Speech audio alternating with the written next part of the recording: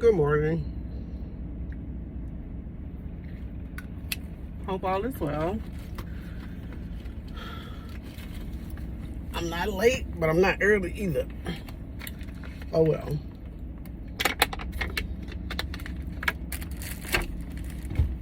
I'm getting out of here. Today is a really good day.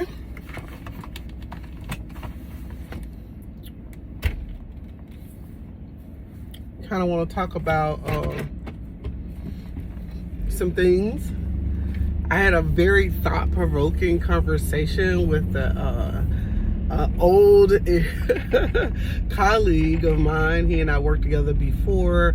Of course, you know, I left corporate in one of my own, and then now I'm back in corporate in the same corporation. And I've been running across a whole bunch of old colleagues that I used to work with, and this one actually subscribes to my channel. And he was telling me that, you know, the information that I'm providing is really, really great, and he really has found it really interacting with him, making him think about things and his journey. And he's brought up several different things to me. And yesterday we had a thought-provoking conversation in my actual reflection of risk and not taking the risk and fear of taking the risk. And, you know, he just want to know a couple things from me. So I'm going to give those things out here probably this week. But I have one that I want to stay on target with, and I may end with what he had actually asked me about. Today I want to reflect on, you know, you take the risk, not take the risk for fear reasons, or sit back and regret. Looking back at your life and reflecting on the what if.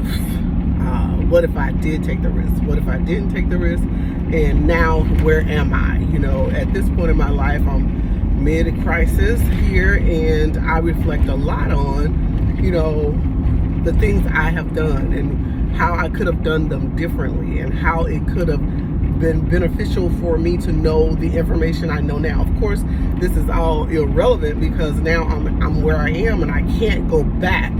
But if I was a younger person listening to me at this moment, I would take heed to these things that I'm about to say.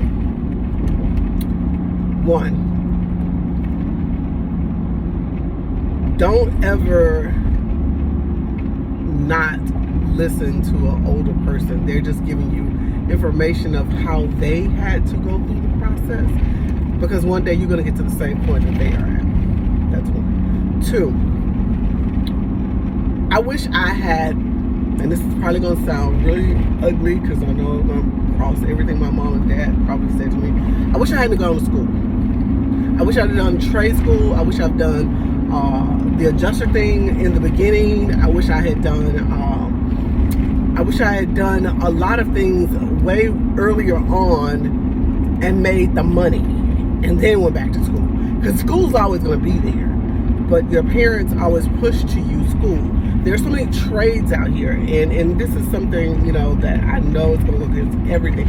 You make more money doing trades than you will going to school and coming out owing the debt that you owe, and then trying to pay that back and obtain the area of expertise of getting six figures. You'll get six figures quicker by having a trade than you would having a degree. Ew, I know that's kind of ugly, but it's real. It's real talk. Let's think about it. Think about it. A plumber, he'll have six figures before 2 years. Probably have it in year one. Electrician, they have it year one, probably in 9 months. Even as an apprentice. HVAC, they'll have six figures within a year or less. Everybody needs their AC, especially here in Texas.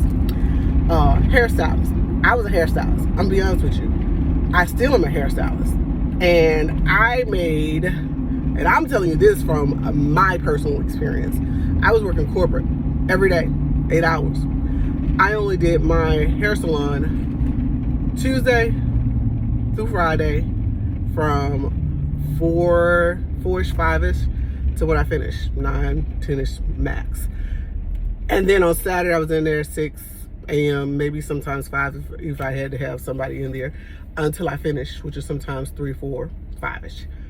I made more money in my hair salon 2 times over than I did working corporate. So why didn't I leave corporate? The benefits. Corporate gave me some serious benefits. That's why I didn't leave corporate.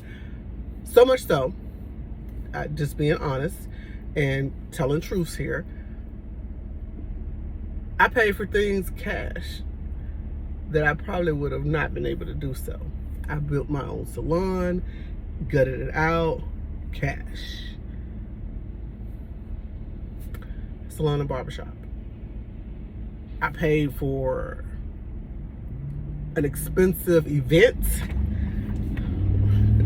for me and my hubby, cash. Although, you know, I did have some donations from, you know, a few family members on things that they wanted to do or whatever, and that was grateful and received. However, what I am saying to you is trades make more money than going the traditional route of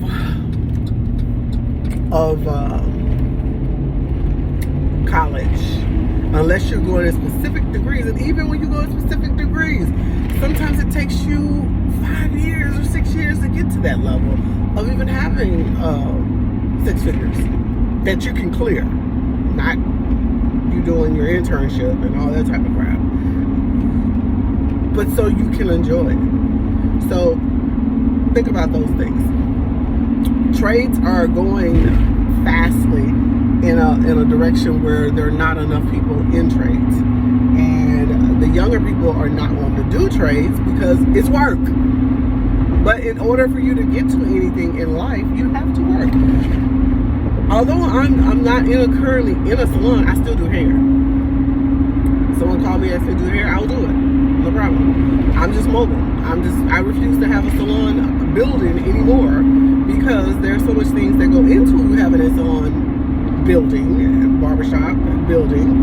You have to clean, you have to have insurance, you have to have electricity, you have to have inspections, you have to have paying for the taxes on a building that is not mine. I don't like that. And then if you don't do certain things, the comptroller can come in there and they can shut your business down because you haven't paid your taxes or you're not doing something correctly, and they want their money. So they can come in and confiscate all your stuff. I get it. It's a business. But the main thing that really pissed me off was the taxes. I had to pay taxes on a building I'm leasing. I didn't get that. That just didn't make sense to me. But that's just the way here because they don't have state taxes. So, you know, that's just the way the world is. However, neither here nor there. I'm going on a tantrum. I'm different. I gotta let that go. Anyway, that's a pet peeve of mine. But anyway, yeah, I would go into a salon and work as long as I'm not the owner. I would go into a suite and work as long as I'm not the owner because I made some money. I made a lot of money doing hair and still do. I mean, however, with the panorama that came around, it kind of slowed me down because I am asthmatic, so I just don't trust people to tell me the truth about their status. As you very well know, the last time that I was out and did an event, I ended up with the thing. So, and it took me almost 2.5, almost 3 weeks to recover. And that was my fear. That has been always my fear, that it would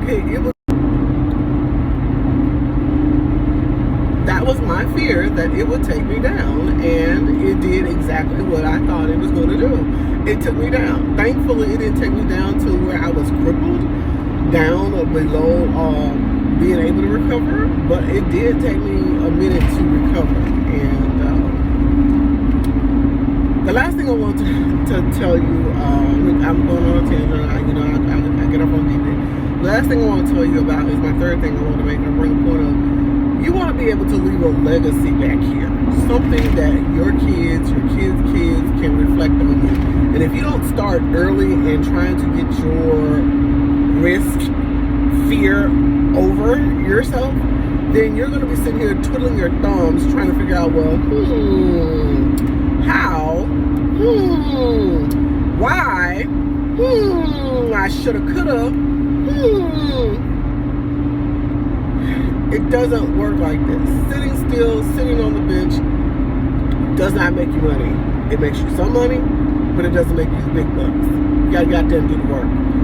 Nothing is going to come to you by you doing the minimum. You're gonna have to do the maximum. You're gonna have to take the risk. You're gonna have to get over your fear. You're gonna have to get past your fear. You're gonna have to obtain your fear into a little box and keep it there for whenever you want to pull it out, and put your big panties on, big drawers on, and do what you gotta do. Just being honest. The shoulda, coulda, woulda type of attitudes. I mean, if that's the case, don't get in business. I'm just being honest. Just don't get in business. Don't waste your time. Don't waste all your money, and stay doing what you was doing before. Go to work. Go to your job. I mean, some hard truths here. Just being real. Because this ain't for you. Risk ain't for you. Because you're going to have to take risks. In business, there's always a risk. Otherwise, you would not be in business. Boom. Dang, it's cut close. The other thing I want to make a point of, some people have to have a process. They have to go through the steps of the process. They have to have a purpose. They have to have a meaning. They have to have a reasoning. And that's fine. If that's what you want and that's what brings you joy, then go on your purpose. Go on your reasoning.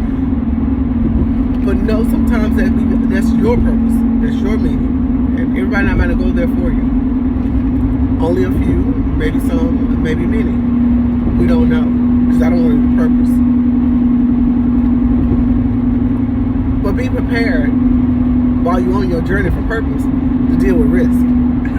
You can't avoid them. You can't avoid them. Risk are everywhere. Everywhere. I had this conversation, this thought-provoking conversation with my colleague at the office, and he was like, well, what if you don't want to take the risk? What if you want to, I gave him an analogy, and I told him, I said, well, look, cavemen had to take risk every day. And I just took it there. You can walk outside your door because you got to go eat. Because you're a caveman. You got that big old rock in front of your door, and you walk outside your door, and you know that there's possibly an animal out there ready to eat you. Because they're doing the same thing. They're foraging. They're trying to go find food. So you know that if you stay in the cave, you're going to die because you got to eat. If you leave the cave, you might die. You got to eat. So you're risking every day of your life. Because what if the risk end up taking one of your family members? Okay, but you knew the risk. You knew the risk. There's a risk outside, there's a risk inside. So which one are you going to do? Are you going to go ahead knowing you're killing yourself by staying inside the building and dying because you're starving, or going ahead and eat, or you're going to do cannibalism? I don't know. I'm just trying to figure that out. But what's wrong with us that we don't want to take risks? We just want everything given to us with no risk. Nothing's going to be given to you. You got to get up and do the work. My point. I bring back again. You got to do the work. Do the work, people. Do the work. Do the work. Take the risk. Or not take the risk. The choice is yours. I can't make up decisions for you. I can't tell you to be in business or not be in business. I think I can give you advice, and you take it, leave it, how you want to do.